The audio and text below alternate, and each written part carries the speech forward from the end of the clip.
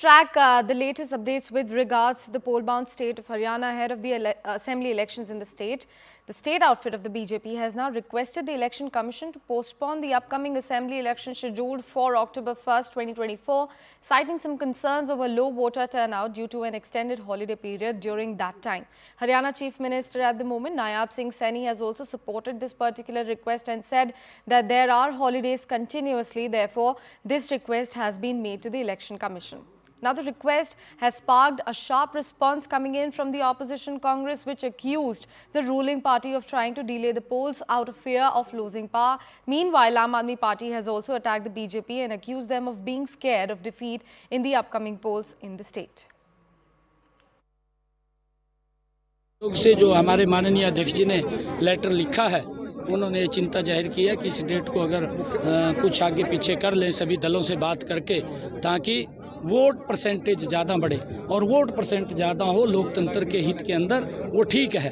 परंतु उसको लेकर के माननीय हमारे प्रदेश अध्यक्ष जी ने लेटर लिखा है। जल्दी ही कैंडिडेटों की घोषणा हो जाएगी। हमारी कल 2 दिवसीय चुनाव समिति की बैठक थी और उस चुनाव समिति के अंदर हमने जितने भी हर विधानसभा के अनुसार बायोडाटा हमारे पास आए थे, भारी संख्या के अंदर बायोडाटा आए थे हर विधानसभा से, हमने उनको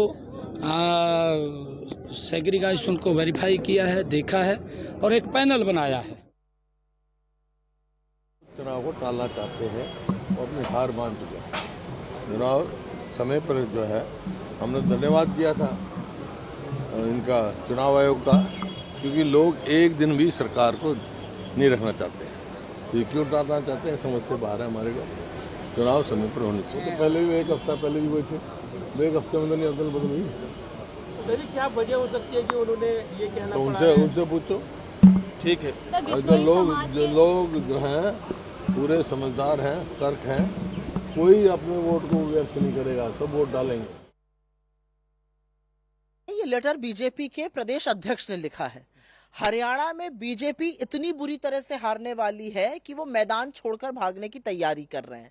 असलियत ये है कि काम तो किया नहीं है पिछले सालों में, भयावह बेरोजगारी है, लोग परेशान हैं। अरे चुनाव मैदान में आइए, मुद्दों पर लड़िए, हार जीत लगी रहती है, आप इस बार हारेंगे ये आपको पता है। ये सिर्फ हार के डर से बीजेपी इस तरह के अनर्गल चिट्ठियां लिख रही है, अनर्गल वक्तव्य कर रही है। चुनाव की हार के डर से बीजेपी मैदान छोड़कर भागने की तैयारी में है हरियाणा में।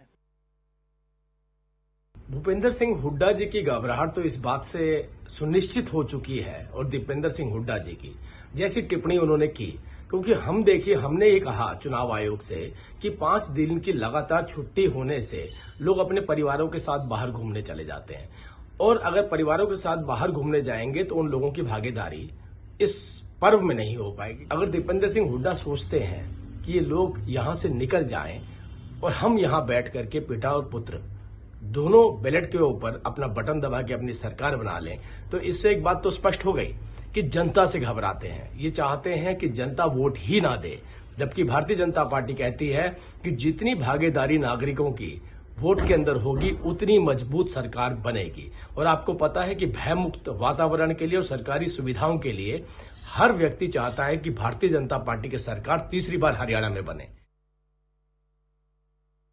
कई बार ऐसा तो हुआ है कि बीच में कोई बड़ा त्योहार आ गया, चाहे वो हिंदू धर्म का कोई त्योहार हो या क्रिश्चियंस का हो, मुस्लिम्स का हो, वहाँ तो इस तरह का हुआ कि 1 या 2 दिन चुनाव उस तारीख के बाद कराए गए हों। लेकिन ये कि लंबा छुट्टी का समय है, तो ये तो कोई दलील नहीं। अब आपके अगर कर्मचारी हैं, अधिकारी हैं, जिसका ड्यूटी लगेगी, जिसकी जिम्मेदारी होगी उसको निभानी पड़ेगी, वो छुट्टी के लिए थोड़ा, और छुट्टी दे ना दे वो तो सरकार की बात है। With that, it's time to slip into a very short commercial break here on CNN News 18. Do stay tuned. We'll come right back with more news and updates right on the other side.